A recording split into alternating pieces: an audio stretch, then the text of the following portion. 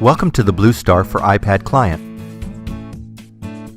In this tutorial, we'll cover the following topics. We'll go to the App Store, download, and install the free BluStar for iPad client. We'll launch the app, and from the home screen, we'll set up and configure a user account and BluStar server settings. We'll select the video quality and configure the search parameters for the LDAP directory. Then we'll add contacts and a directory entry to our favorites. We'll use the search feature to narrow and find specific people in the directory. And we'll take a quick look at the dial, history, redial, and voicemail options. The BluStar for iPad client provides voice and video calling for the iPad 2 and above using the device's Wi-Fi connection. The iPad client is available as a free download from the Apple App Store. On your iPad, touch the App Store icon. If necessary, enter your Apple ID and password. If you don't have one, you will need to create one before you can continue. I'll select Categories and touch the search box in the top right corner. This will bring up the keyboard. Type Aastra and press the search key. In the search results, you should see BluStar for iPad. Touch the word Free and then touch Install App. The app should begin loading and you'll see a progress bar. When it is finished, touch the app to launch it. There are options across the bottom of the screen: Magic Mirror, Search, Dial, History, Redial, Voicemail, and Home. I'll start with the home screen. The home screen has two main functions: setting up and dialing favorites, and setting up and configuring user accounts and BluStar settings. I'll use the Edit button to add and delete favorites. Once a favorite is added, it is displayed on the home screen. I'll cover this in more detail in just a minute.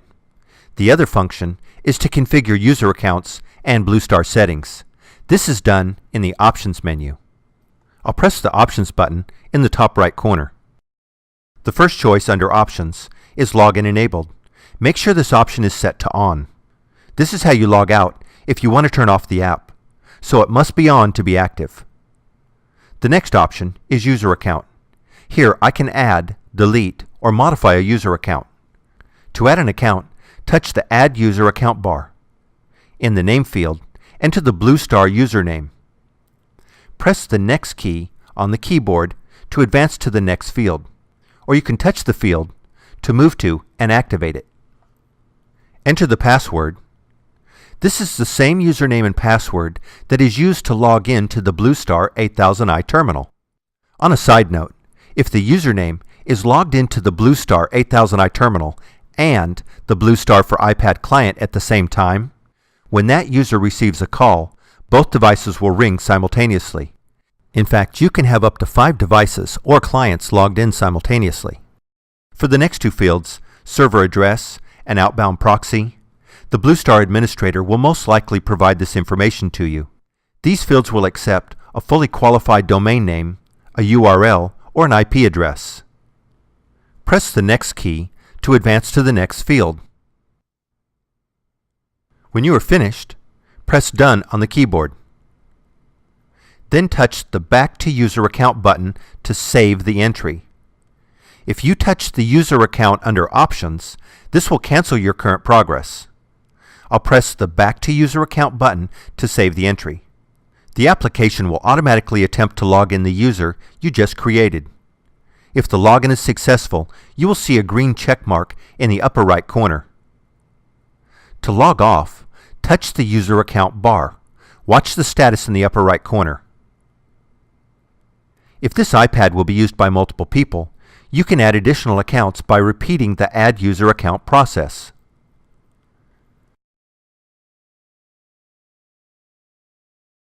To log in as another user, touch that User Account bar. Watch the status in the upper right corner.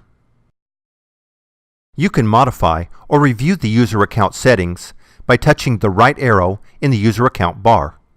The arrow is small and requires a precise touch. Remember, touching anywhere on the user account bar except for the arrow is how you log the user on or off. When you're finished, touch the Back to User Account button. Now I'll demonstrate how to delete a user account. I'll delete R. Ramsey. To delete an account, the user must be logged off. Touch the Edit button. Touch the red circle to the left of the username you want to delete. Then touch the Delete button. I'll touch the Done button and I'll log M. Murphy back in. So that's user accounts. Under Options, touch Video to select the speed and quality of the video you will use. A check mark on the right side of the bar indicates your choice. The next option is Search. This is where you will enter information that will allow you to connect and download your company's directory. Your BluStar administrator will most likely be the one that provides you with this information. To begin, touch the Directory Source bar. For this tutorial, I will configure the LDAP directory. Enter the LDAP server address, username, and password. Enter the search base information. For my example, I'm entering the domain. My information is dc equals Aastra, space, dc equals com. So I'll type dc.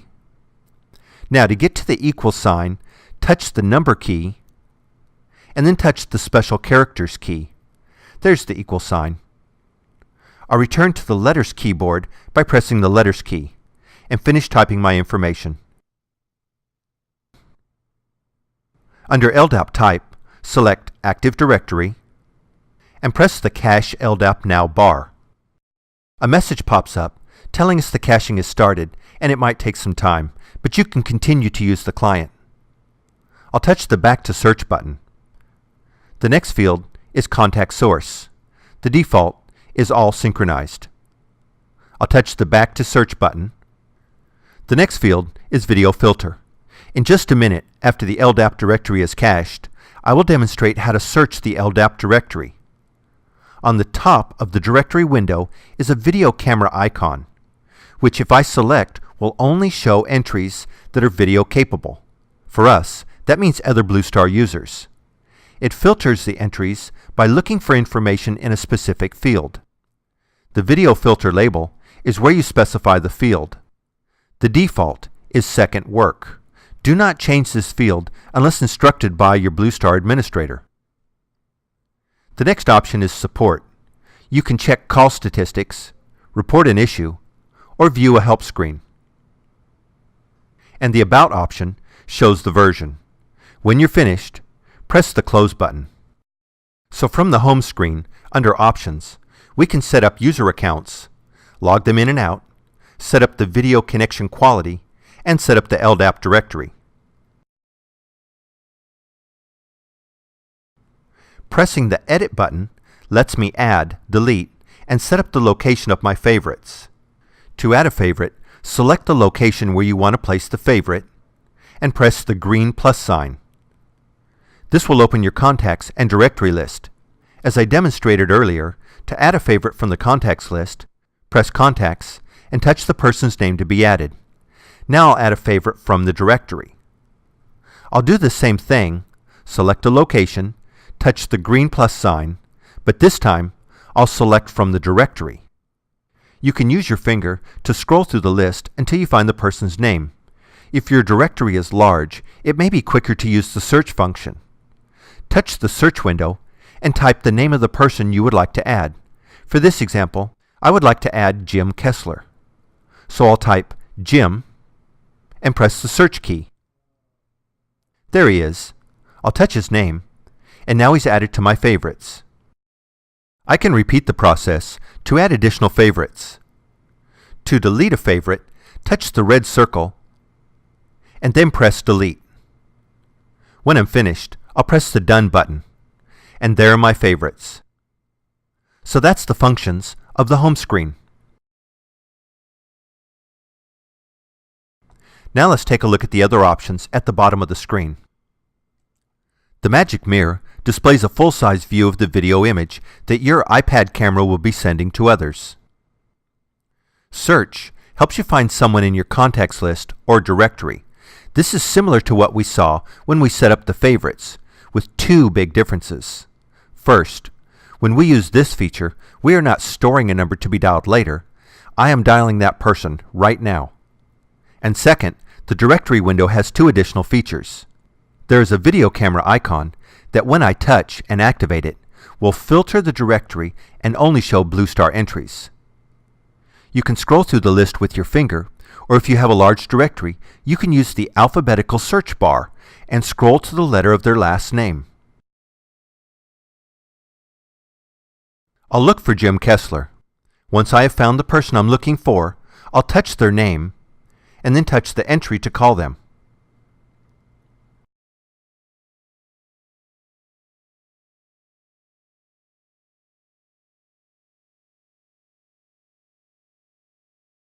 The next option is Dial.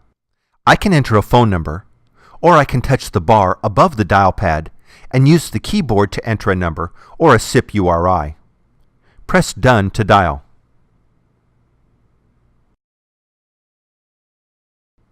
History shows incoming and outgoing call history. Touching the trash can icon gives you the option to clear the call history. Redial redials the last dialed number. And voicemail accesses the voicemail system. So that completes this tutorial on the BluStar for iPad client.